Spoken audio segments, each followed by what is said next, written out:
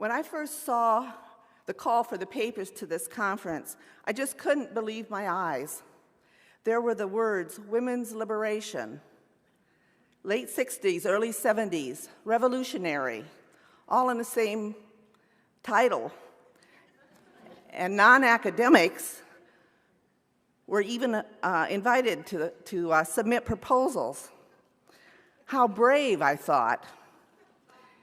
In recent years, most of the academy, with some exceptions, seems to have forgotten all about the women's liberation movement. The radical roots of the 1960s have often been ignored, and it's referred to as a 70s movement.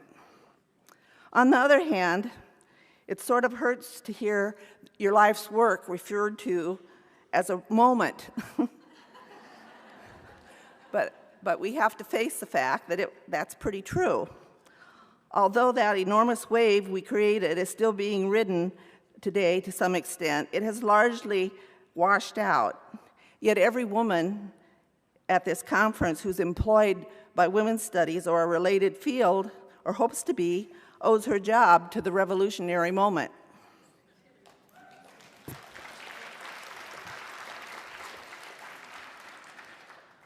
The important part of the 1960s, what made them revolutionary, was not sex, drugs, and rock and roll, as so many claim. What made them revolutionary was study, struggle, and organize. It's in all the movements, including women's liberation, there was a serious core out to change the power relationships, not just change ourselves or a piece of the culture or have a good time. That it was only a moment was partly due to our own mistakes, a big topic for another conference, and partly because those who didn't want us to succeed were stronger and better organized and, of course, hugely better funded. The lighting here is causing me problems.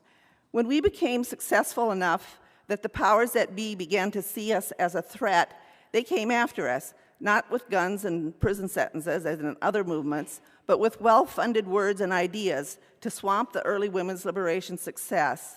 We of the study, struggle, and organize part of the 60s have striven for truth, for looking reality square in the face and telling it like it is in clear language. Consciousness raising was developed as an organizing tool for getting at and understanding the reality of our lives in a collective way. And it was for every woman. You didn't need a college education or even a high school diploma to participate. The words, the terms we used were part of the revolutionary struggle. Often they had links to other struggles. Looking at our language reveals where we came from and our goals. No doubt new terms are sometimes needed, but we must be alert and ask, is this new term really better? Does it cut us off from our history? What is being avoided by not using the old term? If we compared the passionate and galvanizing demands of the late 60s with what passes as feminism today, we see major changes in strategy and goals. The robust cry for women to unite for organized power to defeat male supremacy has all but disappeared. Killing off revolutionary words is a serious thing. The process of putting the brakes on the frightening specter of angry women rising up and making big demands for big changes is reflected in the gradual disappearance of our very name, Women's Liberation Movement. Liberation was the first to go. In fact, it was a partial castration in the beginning, as we found ourselves shortened to women's lib and women's libers. Next came the women's movement, which sounded a lot less threatening with liberation gone, and it certainly was. That word, liberation, was much too radical for academic and foundation funding, so some women became tools in the eradication. Movement was next to go. The movement in this context is a class of people in motion. The women's liberation movement was the masses of women in motion collecting collective power to end our status as the second sex. There were many articles written by women's liberation activists talking about powerful women, even a book, Woman Power by Celestine Ware. And oh, that's right, she was a black woman, and we all know that no black women considered themselves part of the women's liberation movement because women's historians have told us so. So what else do the powers that be do, the ones who want to contain us? First, they tell us that power is something unseemly for women to seek. Power is a nasty thing that should be only sought by men. Next, we were told to seek personal empowerment, not the power of women uniting like a union to force social change, but to seek agency, more choice for individual women. If every woman just had enough choices and leaned in the right way, her dreams would come true. Books and magazine articles urging women on to self-empowerment have replaced those early strident feminist tracks against male supremacy. Then came third-wave feminism, full of much of the same, the self-involvement, the expressing ourselves, and even sometimes seeking safe places, not with changing the world. Feminism became whatever a woman said it was. Everyone from Sarah Palin to Lady Gaga could call herself a feminist, and who could deny it? We are now in the middle of the erasure of even the word woman. So there will soon be nothing left of the women's liberation movement. The existence of women as an oppressed sex class is being challenged and overridden by gender. If it were in the way that Simone de Beauvoir talked about it when she wrote about how women are made, not born, we could welcome it. But in gender theory, women are no longer considered as sex oppressed by another sex. We exist as a fluid gender. As a gender, everyone can ignore sex class and play around with their presentation to suit themselves. Meanwhile, the categories of women and men can be whisked out of the way without dealing with that pesky root cause of women's oppression. We can eliminate the binary in two ways: end male supremacy and therefore the oppression of women, or eliminate women by substituting gender.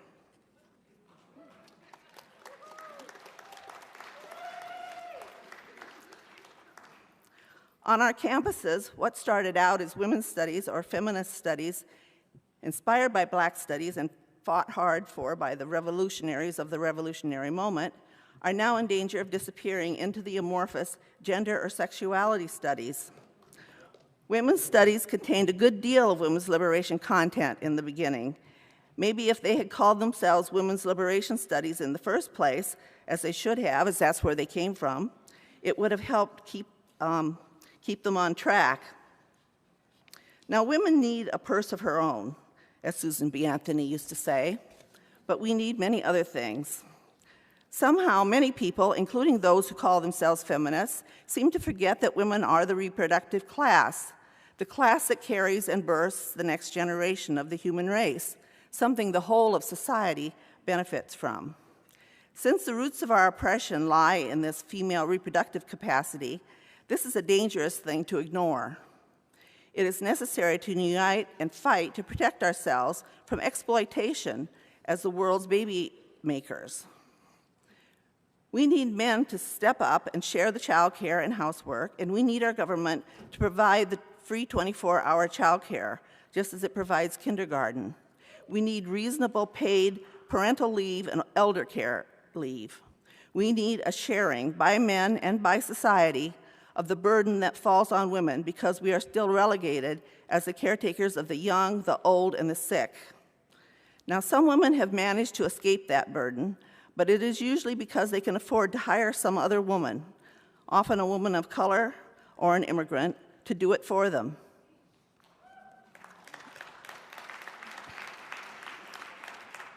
We need equality whether we have or aspire to have children or not.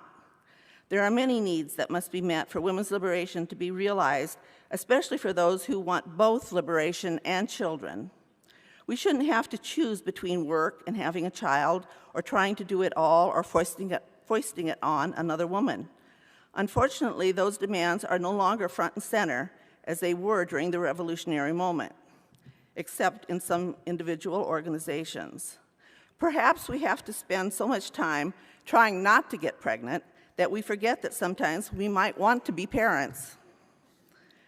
There are many other terms that have been replaced that show the change in goals and strategy.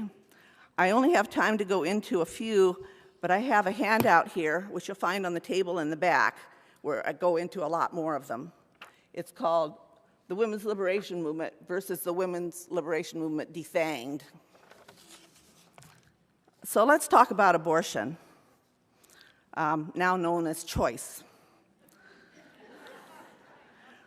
Roe v. Wade was handed down by the Supreme Court to placate a loud and feisty movement demanding free abortion on demand and repeal all abortion laws.